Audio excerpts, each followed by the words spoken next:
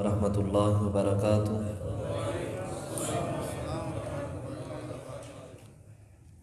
یا رب لک الحمد کما ینبغی لجلال وجہک وعظیم سلطانک، اشہد ان لا الہ الا اللہ واشہد ان محمدا عبدہ ورسولہ صلی اللہ علیہ وسلم، اما بعد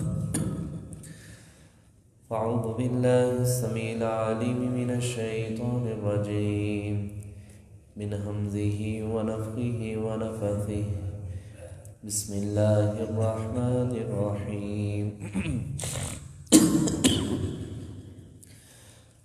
پچھلے سبق کے اندر اللہ رب العالمین نے اس بات کے متعلق ارشاد فرمایا تھا کہ آپ کا رب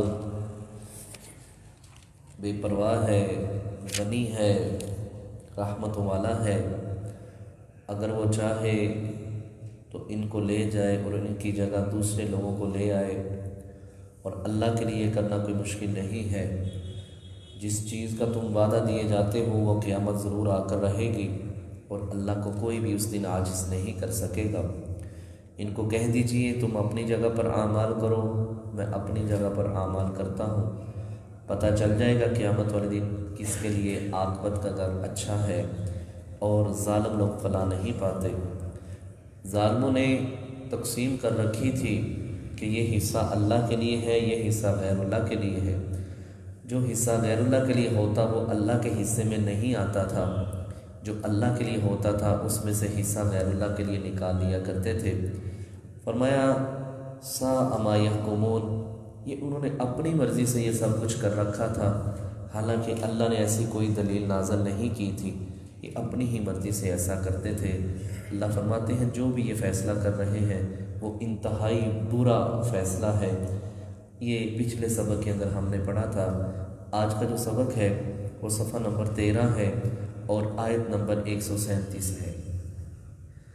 آج کے سبق کے اندر بھی اللہ رب العالمین ان کے اعمال کے متعلق ہی بات کرے گا، جس طرح پہلے بھی آپ کے سامنے یہ بات رکھی تھی کہ عبداللہ بن عباس رضی اللہ تعالی عنہ فرمایا کرتے تھے، لوگوں اگر تم نے دیکھنا ہے کہ یہ مشرکین مکہ کے کون کون سے ایسے عمل تھے جو ان کے اندر پائے جاتے تھے جن کی وجہ سے ان کے اوپر شرک کا یہ فتویٰ لگا تھا، تو یہ پچھلی آیت سے لے کے آگے رکوع کے آخر تک یہ سارا اللہ رب العالمین نے انہی کے متعلق بات کی ہے۔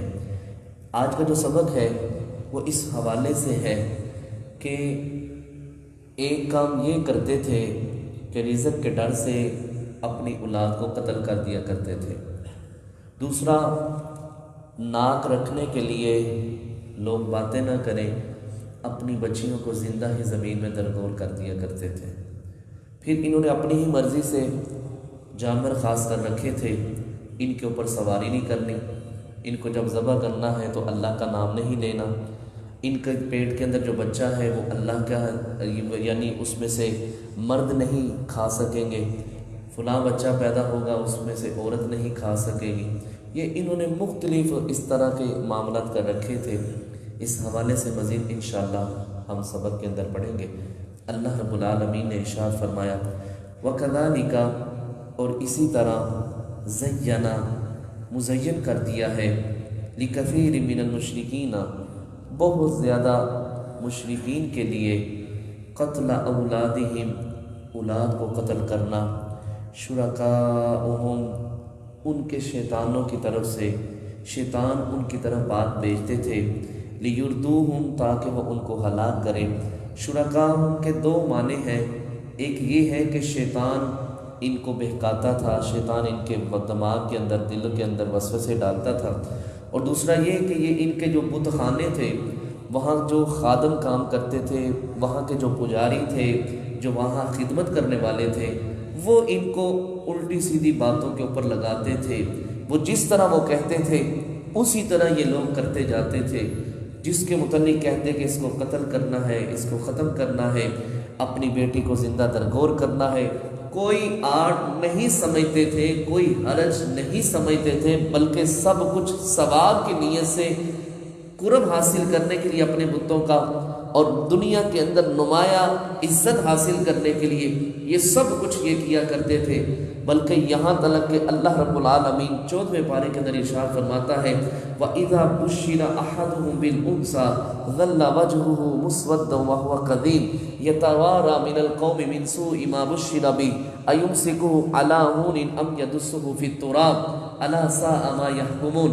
پہلی بات یہ کہ بچیوں کو آر سمجھا کرتے تھے، اللہ رب العالمین فرماتے ہیں جب ان کو بیٹی کی خوشخبری دی جاتی، اللہ اکبر، تو ان کا چہرہ متغیر ہو جاتا، یتوارا من القوم من سوء ما بشر بہ، لوگ مجھے خوشخبری دیں گے، ایمسکو علی ہن ام یدسہ فی التراب، یہ اس سلسلے کے اندر یہ سوچ و بچار کر کے کہتا یا تو میں بشرم ہو کے اس خوشخبری کو قبول کر لوں، اس بچی کو زندہ ہی رہنے دوں، یا میں اس کو زندہ ہی زمین کے اندر دفن کر دوں۔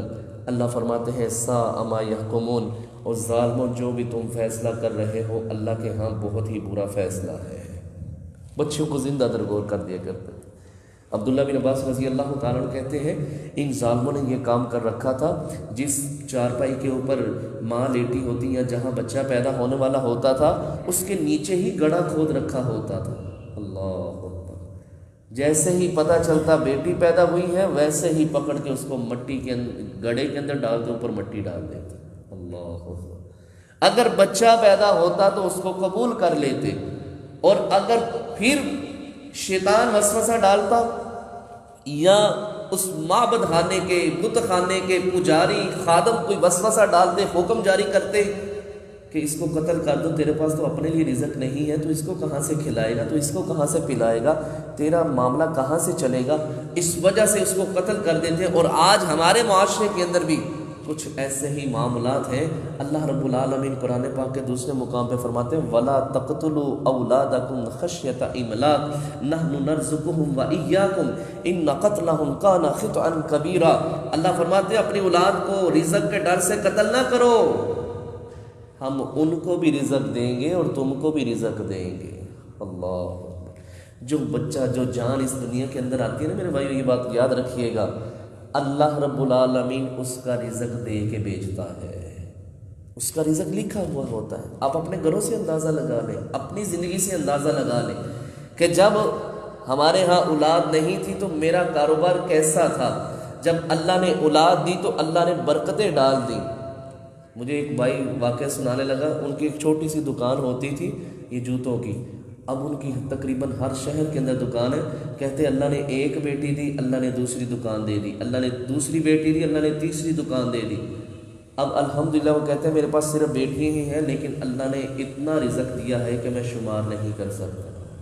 تو یہ اولاد کو رزق کے ڈر سے مارنا اور اس نظریے سے اولاد حاصل نہ کرنا کہ میرے ساتھ وہ کھائے گی، میں تو اپنے کمانے کے لیے نہیں ہوں، ہم اپنا گھر چلانے کے لیے نہیں کچھ کر سکتے، تو یہ میں اس کا کہاں سے پیٹ پالوں گا، کہاں سے یہ کھائیں گے، کہاں سے یہ پئیں گے، کیا معاملات ہوں گے۔ اللہ فرماتے ہیں نرزقہم وإیاکم، ہم تمہیں بھی رزق دے رہے ہیں اور اس کو بھی ہم رزق دیں گے۔ دیکھیں یہ ہمارے ٹھیک ہے، ہم کوشش کرتے ہیں لیکن رزق کا معاملہ کس کے پاس ہے؟ اللہ کے پاس۔ اللہ یبسط الرزق لمن یشاء ویقدر، جس کے لیے چاہتا ہے اللہ رزق کو کشادہ کر دیتا ہے، جس کے لیے چاہتا ہے اللہ رزق کو تنگ کر دیتا ہے۔ ہم کیا پیچھے سے رزق لے کے، یا ہمارا پیچھے سے پہلے سے یہ سلسلہ چلتا ہوا ہے؟ یہ تو اللہ رب العالمین عطا فرما رہا ہے، ہمارے والدین کے بھی آگے والدین، یہ سلسلہ کار چلتا آ رہا ہے۔ یہ کسی کے متعلق یہ نہیں بندہ کہہ سکتا کہ یہ بندہ لکی ہے، یہ اس طرح کرے تو اس طرح ہو جاتا ہے، اس طرح کرے تو اس طرح ہو جاتا ہے۔ یہ میرے رب کے سپرد معاملات ہیں، جس طرح عرش والا چاہے اس طرح ہو سکتا ہے۔ تو فرمایا ان کے اندر دوسری خرابی یہ تھی کہ اپنی اولاد کو قتل کر دیا کرتے تھے۔ وَلِيَلْبِسُوا، اور شیطان نے خلط مرد کر دیا تھا، علیہم، ان کے اوپر، دینہم، ان کے دین کو۔ ان کو سمجھ ہی نہیں تھی کیونکہ یہ ان پڑھ لوگ تھے، ان کے اندر کوئی نبی نہیں آیا تھا، ان کے اندر کوئی بھی کتاب نہیں اتری تھی، یہ جاہل تھے۔ جس طرح نبی علیہ السلام فرماتے ہیں امیون، ہم ان پڑھ لوگ ہیں، ہمیں نہیں پتہ، ہمیں لکھنا پڑھنا نہیں جانا آتا۔ یہود و نصارہ ان کے اوپر نبی بھی آئے تھے اور ان کے اندر کتاب بھی اتری تھی، وہ پھر بھی کچھ لکھنا پڑھنا جانتے تھے، باشعور قوم تھی، لیکن یہ جاہل لوگ تھے. آپ ان کے رویوں کو چیک کیجیے کہ اللہ رب العالمین ان کے رویوں کو بیان کرتے ہوئے کہتا ہے یہ کیسی قوم ہے، ان کو ذرہ برابر بھی اللہ کے ساتھ متکا لگا رہے ہیں، اللہ کی دشمنی مول لے رہے ہیں. فرمایا ان کے اوپر دین خلط ملط ہو گیا ہے، ان کو پتہ ہی نہیں ہم نے یہ کرنا کیا ہے. ہر چیز کو ثواب سمجھ رہے ہیں، ہر چیز کو اچھا سمجھ رہے ہیں، ہر چیز کو بتوں کے نام پہ قربان کر رہے ہیں. اپنا وقت بھی، اپنا پیسہ بھی، اپنے روپے بھی، اپنا ایمان بھی، سب کچھ بتوں کے نام پہ چھوڑا ہوا ہے. فرمایا وَلَوْ شَاءَ اللَّهُ، اگر اللہ چاہتا، مَا فَعَلُوهُ، تو وہ یہ کام نہ کرتے. اللہ اکبر. یہ بات یاد رکھیے، اللہ کی معشیت ہے، اللہ جس طرح چاہے کر سکتا ہے. اللہ سے کوئی بھی نہیں پوچھ سکتا اللہ تو کیوں نہیں ان کی اصلاح کرتا، ان کو سیدھا کیوں نہیں کرتا، کیونکہ تیرے ہاتھ کے اندر دل ہے تو جس طرف چاہے ان کے دلوں کو پھیر سکتا ہے. اللہ تو ان کے دلوں کو پھیر کیوں نہیں سکتا؟ اللہ کہتا ہے میں چاہوں تو ان کے دلوں کو پھیر دوں، سیدھا کر دوں، لیکن اللہ کی حکمت ہے، اللہ ہی بہتر جانتا ہے، اللہ کی معشیت ہے. جس طرح وہ چاہتا ہے وہ کرتا ہے. اس کو دنیا کائنات کی کوئی بھی طاقت پوچھنے والی نہیں ہے، وہ اپنی مرضی کرتا ہے. لا یسأل عما یفعل وهم یسألون. وہ اس سے نہیں پوچھا جا سکتا، لیکن وہ ہم سب سے پوچھ سکتا ہے.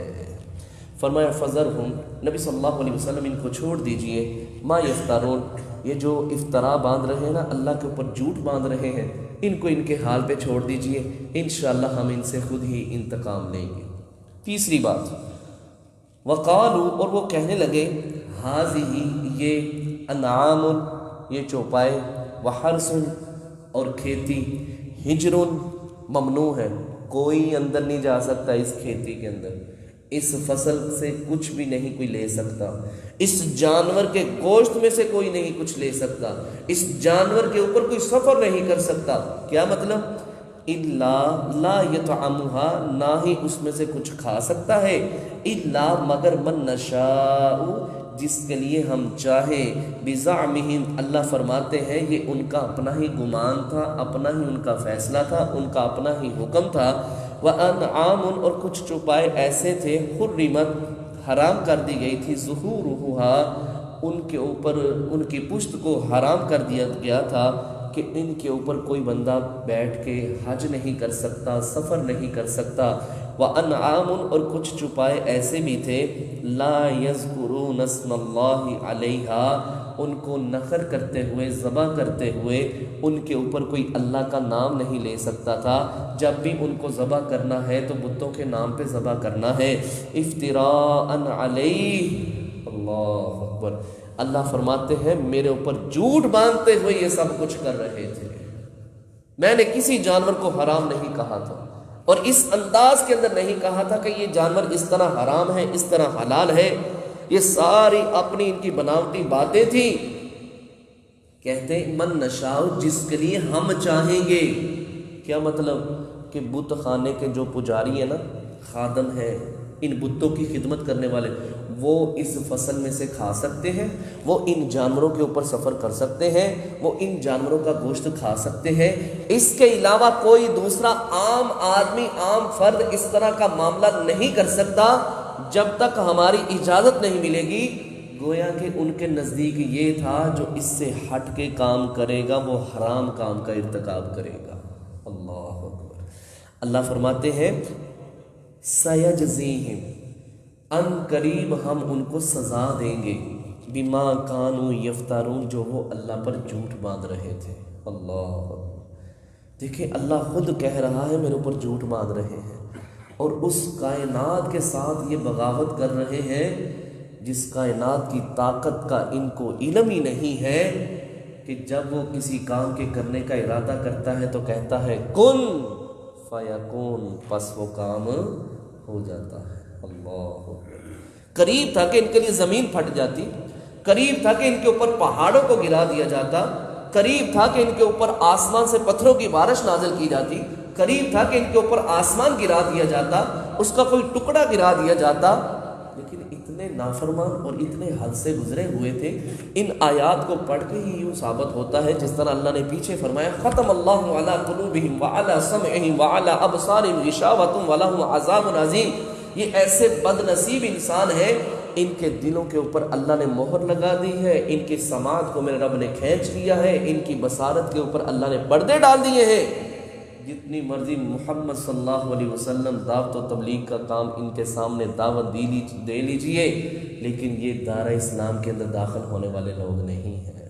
اللہ دیکھیں نا کیسے کام کر رہے ہیں، اپنی مرضی سے جانوروں کو حرام کر رہے ہیں، اپنی مرضی سے حلال کر رہے ہیں، کوئی پوچھنے والا ہی نہیں ہے۔ اللہ اکبر۔ اللہ فرماتے ہیں ان کو چھوڑ دیجئے، ہمارے پاس آنا ہے نا، ہم خود ہی ان سے انتقام لے لیں گے۔ وقالو، اور کہنے لگے، ما فی بطونی، اس پیٹ کے اندر، حاذہ الانعام، اس چوپائے کے پیٹ کے اندر جو ہے نا، خالصۃ، یہ خاص ہے، لذکورنا، ہمارے مذکروں کے لیے، مردوں کے لیے۔ اس اونٹنی کے پیٹ کے اندر جو کچھ بھی ہے نا، یہ ہمارے مردوں کے لیے خاص ہے۔ اونٹنی کے پیٹ کے اندر کیا ہے؟ اس کے اندر سے دودھ آتا ہے۔ اس کے پیٹ کے اندر اگر ہوتا نر مذکر بچہ، وہ صرف مردوں کے لیے خاص تھا۔ اگر زندہ بچہ پیدا ہو جاتا اور نر پیدا ہوتا تو وہ صرف اس کو کھا سکتے تھے، تو صرف مرد کھا سکتے تھے۔ اگر پیدا ہوتا مادہ بچہ، اس کو ویسے ہی چھوڑ دیا کرتے تھے، اس کو ذبح نہیں کرتے تھے۔ تیسری بات، اگر بچہ پیدا ہوتا نر یا مادہ اور وہ پیدا ہوتا مردہ حالت میں، اس میں سارے شریک ہوتے تھے، اس کو مرد بھی کھا سکتے تھے، اس کو عورتیں بھی کھا سکتی تھی۔ اللہ، پتہ نہیں یہ کہاں سے انہوں نے اپنی مرضی سے یہ سارے ٹیوے لگا رکھے تھے۔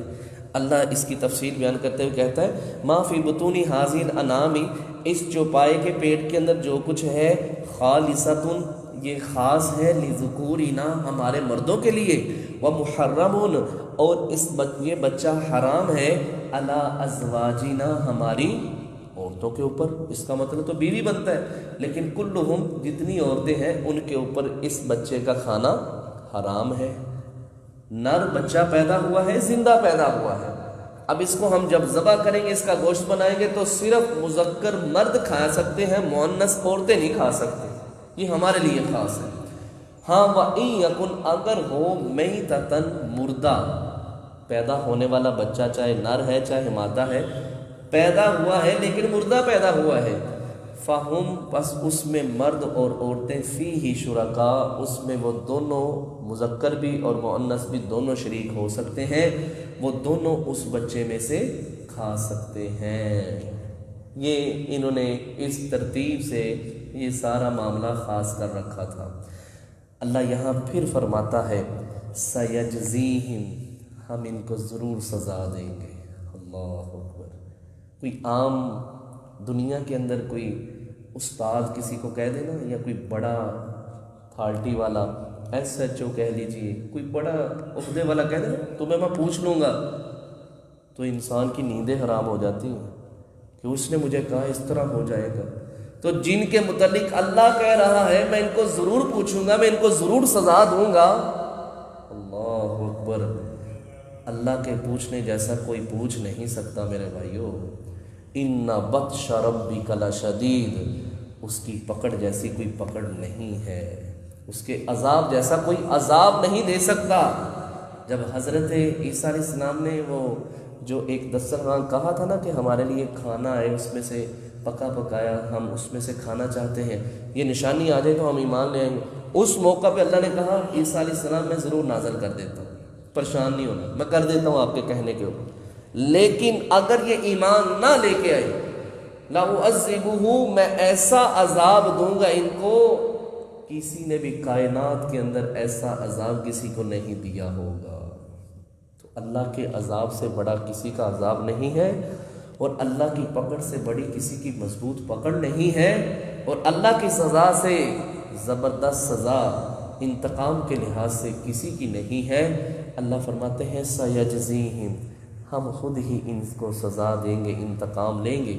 وَاسْمَهُمْ، یہ جو کچھ بیان کر رہے ہیں ہم نے نہیں بیان کیا، ہمارا نہیں حکم ہے، ہماری دلیل نہیں ہے، ہم نے کسی کو نہیں کہا یہ جانور حلال ہے، یہ جانور حرام ہے، یہ صرف مذکروں کے لیے ہے، یہ مؤنثوں کے لیے ہے، اس کا بچہ اس طرح ہوگا تو یہ اس کے لیے حلال ہے، اس طرح ہوگا تو اس کے لیے حرام ہے۔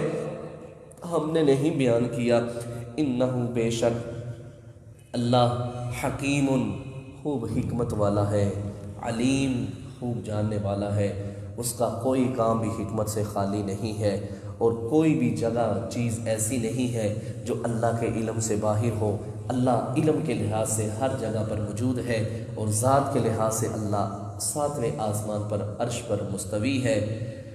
آخری بات، قد خاسر الذین، تحقیق گھاٹے میں ڈالا، الذین ان لوگوں نے اپنے آپ کو، یا نقصان اٹھایا ان لوگوں نے، خسارہ ان کے لیے ہے، ان لوگوں کے لیے ہے، قتلوا جنہوں نے قتل کیا، اولادہم اپنی اولادوں کو، سفہن بیوقوفی کے ساتھ، بغیر علم بغیر علم کے۔ اللہ اکبر، بڑی بڑی عجیب داستانیں ہیں میرے بھائیوں۔ جب نیا نیا دین اسلام آیا نا، تو پھر اس وقت صحابہ اکرام رضوان اللہ اجمعین جو اسلام کو قبول کر چکے تھے، انہوں نے پھر اپنی باتیں بھی سنائی۔ اللہ کے نبی صلی اللہ علیہ وسلم، میں نے اس طرح گناہ کیے ہیں، کیا میرا رب ان گناہوں کو معاف فرما دے گا؟ کیا میری بخشش ہو جائے گی؟ اور یہ باتیں ایسی بھی ہیں جن کے متعلق محدثین نے بات بھی کی ہے کہ یہ روایتیں ضعیف ہیں، یا تاریخ کی کتابوں کے اندر یہ واقعات لکھے ہیں۔ یہاں کیونکہ اولاد کے متعلق بات آئی ہے، تو ایک چھوٹی سی بات کر کے آگے بات کو چلاتے ہیں۔ ایک آدمی نبی اسلام کے پاس آئے اور آ کے کہنے لگا، اللہ کے نبی صلی اللہ علیہ وسلم، میرے ہاں بچی پیدا ہوگی، میں نے اس کو صبر شکر کر کے قبول کر لیا، لوگوں نے مجھے بہت تانے دیے لیکن پھر بھی میں نے قبول کر ہی لیا، لیکن جیسے جیسے وہ بڑی ہوتی گئی لوگ مجھے تانے دیتے گئے، میں نے پھر بھی برداشت کیا، لیکن اللہ کے نبی صلی اللہ علیہ وسلم ایک دن میرے اوپر ان کی باتوں نے اٹیک کر دیا، میں باتیں نہ برداشت کر سکا، میں نے اس کی والدہ کو کہا اس کو کپڑے اچھے پہنا دو، ہم نے ویسے ہی باہر چلنے پھرنے کے لیے جانا ہے، سیر و تفریح کے لیے، میں نے ساتھ مٹی کھودنے والا اوزار بھی لے لیے، میں چلا گیا، میں نے وہاں جا کے گڑھا کھودا، جنگل کے اندر جا کے جب گڑھا کھود لیا تو معصومیت سے میری بچی مجھے پوچھنے لگی، ابا جان اس کے اندر کیا کرنا ہے؟ وہ پوچھتی جا رہی تھی لیکن میں چپ کر کے کھڑا تھا اور میں اپنا کام کرتے جا رہا تھا، میری آنکھوں سے آنسو بھی جاری تھے کہ میں کیا کرنے لگا ہوں، اتنا ظالم باپ نہیں ہو سکتا، اتنا سخت دل نہیں انسان کا ہونا چاہیے۔ کہنے لگا اللہ کے نبی صلی اللہ علیہ وسلم، جب میں نے اپنا کام مکمل کر لیا، میں نے اس کو بازو سے پکڑا اور میں نے اس کو گڑھے کے اندر پھینک دیا۔ اللہ کے نبی صلی اللہ علیہ وسلم جب وہ گڑھے کے اندر گرا دی گئی، اس وقت جو اس نے مجھے آخری بات کہی تھی نا، اس نے یہ کہا تھا، اللہ کے نبی صلی اللہ علیہ وسلم وہ کہہ رہی تھی، ابا جان میرا قصور کیا ہے، مجھے کیوں قتل کر رہے ہو، مجھے کیوں اس گڑھے کے اندر پھینک رہے ہو؟ نبی صلی اللہ علیہ وسلم کی آنکھوں کے اندر آنسو تھے۔ صحابہ اکرام رضوان اللہ اجمعین مخاطب ہوئے، اللہ کے بندے چپ ہو جا، نبی اسلام کو کیوں پریشان کر رہا ہے؟ نبی اسلام فرمانے لگے، اس کو چپ نہ کراؤ، اس کو اپنا دکھ بیان کرنے دو، اس کو اپنا درد بیان کرنے دو۔ اللہ کے نبی صلی اللہ علیہ وسلم، میں نے اس کی کچھ بھی نہ سنی، میں نے اسی طرح اس کے اوپر مٹی ڈال دی، اس کی نیچے سے آوازیں آ رہی تھیں، لیکن میں اتنا ظالم باپ تھا کہ میں نے کچھ بھی لحاظ نہ کیا، میں نے مٹی ڈال کے واپس آ گیا۔ لیکن نبی علیہ السلام، اب میں جب بھی سوتا ہوں وہی باتیں میرے ذہن میں گھومتی ہیں، مجھے بتلائیے اگر میں ایمان کو قبول کر لوں، اسلام کو قبول کر لوں، تو کیا اللہ میرے اس گناہ کو معاف فرما دے گا؟ اللہ کے نبی صلی اللہ علیہ وسلم نے فرمایا، گناہ تو بہت بڑا کیا ہے، لیکن یہ دین اسلام کی یہ خصلت ہے کہ جو دین اسلام کو قبول کر لیتا ہے، اللہ رب العالمین اس کے پچھلے سارے گناہوں کو معاف فرما دیتا ہے۔ تو یہ بات اللہ کہہ رہا ہے، ان لوگوں نے اپنے آپ کو گھاٹے میں ڈالا، خسارہ اٹھایا انہوں نے، جنہوں نے اپنی اولاد کو قتل کیا صفحن، بیوقوفی کے لحاظ سے، بغیر علم، بغیر علم کے، نہ جانتے ہوئے، صرف یہی انا کی بنیاد کے اوپر کہ اللہ نے مجھے بیٹی دے دی ہے۔ اور آج بھی اس گئے گزرے دور کے اندر، پرفتن دور کے اندر، کچھ ایسے بھی گھرانے ایسے ہیں جن کے گھروں کے اندر 1 یا 2 بیٹیاں 3 بیٹیاں پیدا ہو جائیں، وہ اپنی بیوی کو طلاق دے دیتے ہیں اس بنیاد کے اوپر کہ تیرے ہاں تو بچہ ہی نہیں پیدا ہوا، تیرے ہاں بیٹی کیسے پیدا ہو گئی؟ اللہ اکبر۔ بیٹی پیدا کرنا کیا ماں کا کام ہے؟ بیٹا پیدا کرنا ماں کا کام ہے؟ یہ تو عرش والے کا کام ہے۔ عرش والا جو کچھ مرضی دے دے، وہ کسی کو بیٹا دے، کسی کو بیٹی دے، اس کے علاوہ کچھ نہیں کر سکتا۔ وہ کہتا ہے میں مالک ہوں، میں خالق ہوں، ذکرانا و اناسا ویجعل من یشاء عقیما انہ علیم قدیر۔ میں جس کو چاہوں صرف بیٹے دوں، میں جس کو چاہوں صرف بیٹیاں دوں، میں جس کو چاہوں بیٹے اور بیٹیاں دوں، اور جس کو چاہوں ساری زندگی مانگتے رہے عقیما، ان کو بانجھ کر دوں، در در کے دکے کھائیں، دور دور کے علاقے کے سفر کریں۔ جب اللہ نے کہہ دیا کہ میں نے اولاد نہیں دینی، تو اللہ کہتا ہے انہ علیم قدیر، اس کائنات کے رب کو کوئی بھی پوچھنے والا نہیں ہے۔ اللہ سے دعا کیجئے جن میرے بھائیوں کو اللہ نے اولاد نہیں دی، اللہ ان کو نیک اور صالح اولاد عطا فرمائے۔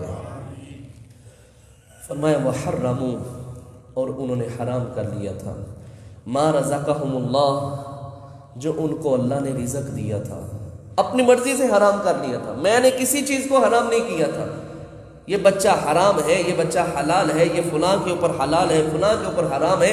حلال رزق تھا، سارے کھاتے، مرد بھی کھاتے، عورتیں بھی کھاتی، اللہ کا نام لے کے اس کو ذبح کرتے، غیر اللہ کے نام کی بجائے اللہ کا نام لیتے، ہر ایک کے لیے حلال تھا، سارے کھاتے۔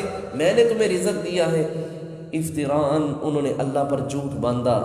قد ضلوا، تحقیق وہ گمراہ تھے، وما کانوا مہتدین، اور وہ ہدایت پانے والے نہیں تھے۔ انہوں نے ہدایت حاصل نہیں کی، نہ ہی ان کے نصیب کے اندر تھی، کیونکہ انہوں نے حد سے بڑھ کے یہ سارے کام کیے تھے، اللہ کی بغاوت اور اللہ کی نافرمانی کی تھی۔ اس لیے میرے بھائیوں، میں ہر درس کے بعد ایک دعا کرتا ہوں کہ اللہ ہم سب کو عقیدہ توحید پر چلنے کی توفیق عطا فرمائے۔ اس دعا کو کوئی معمولی نہ سمجھیے گا۔ جب عقیدہ توحید میسر آ گیا، عقیدہ توحید مل گیا، اور اسی کے اوپر موت آ گئی، انشاءاللہ اللہ کے حضور کسی نہ کسی طریقے سے ہماری بخشش ہو جائے گی، معافی مل جائے گی۔ اور اگر عقیدہ توحید نہ ہوا تو میرے بھائیو یہ یاد رکھیے گا، اللہ رب العالمین ایسے شرک کو، مشرک کو، ایسے کام کرنے والے کو اللہ کبھی معاف نہیں کرے گا۔ تو اپنے لیے بھی کیجئے کریں اور اپنی اولاد کے لیے بھی کیا کریں کہ اللہ ہمیں بھی اور ہماری اولادوں کو بھی اللہ شرک جیسی بیماری سے محفوظ فرمائے۔ کیونکہ رائی کے دانے کے برابر بھی شرک آ گیا نا تو کام خطرے کے اندر چلا جائے گا۔ اللہ ہم سب کو ساری زندگی عقیدہ توحید پر چلنے کی توفیق عطا فرمائے، اور اسی عقیدہ کے اوپر ہی اللہ ہم سب کی وفات، ہماری موت واقع ہو جائے۔ اللہ ہم سب کو نبی الاسلام کا ساتھ جنت میں نصیب فرمائے، ہم سب اللہ کے نبی صلی اللہ علیہ وسلم کے قرب حاصل کرنے والے بن جائیں، آمین۔ سبحانک اللہم و بحمدک، اشہد ان لا الہ الا انت، استغفرک و اتوب الیک۔